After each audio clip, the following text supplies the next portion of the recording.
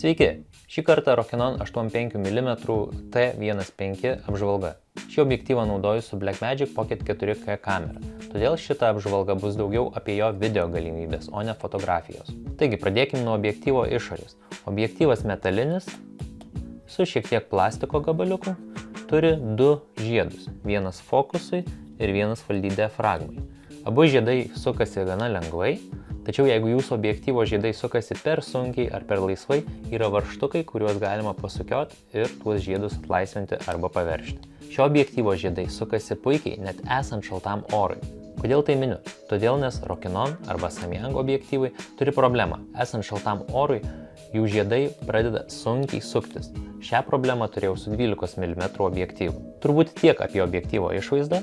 Dabar šokam į filmuotą medžiagą ir pasižiūrim, kokį vaizdą mums duoda šis objektyvas. Taigi, pradėsime nuo kadro, kuriame matosi minimalus fokuso atstumas. Tas pats kadras, tačiau objektyvas privertas iki T4 diafragmos. Čia galite video susistabdyti, kad detaliau panagrinėtumėte skirtumus. Tas pats kadras kaip anksčiau, tačiau po truputį tolinu fokusą.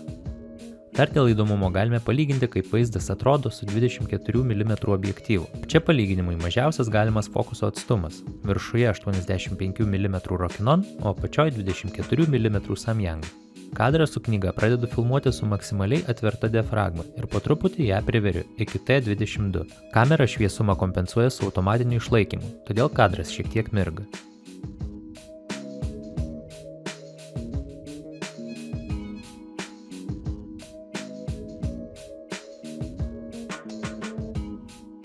Na, dabar fainas kačiukas ir toliau keletas kadrų su skirtingais vaizdais ir skirtingais kameros nustatymais.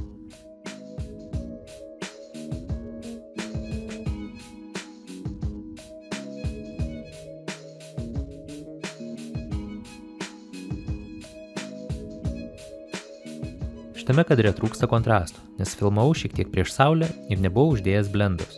Ir čia galima pasižiūrėti, kaip šiek tiek pavyksta kontrasto trūkumą pataisyti. Na ir pabaigai galime pasižiūrėti, kaip objektyvas tvarkosi su stipriu tiesioginės šviesos šaltiniu ir ant kiek visa tai blizga kadre.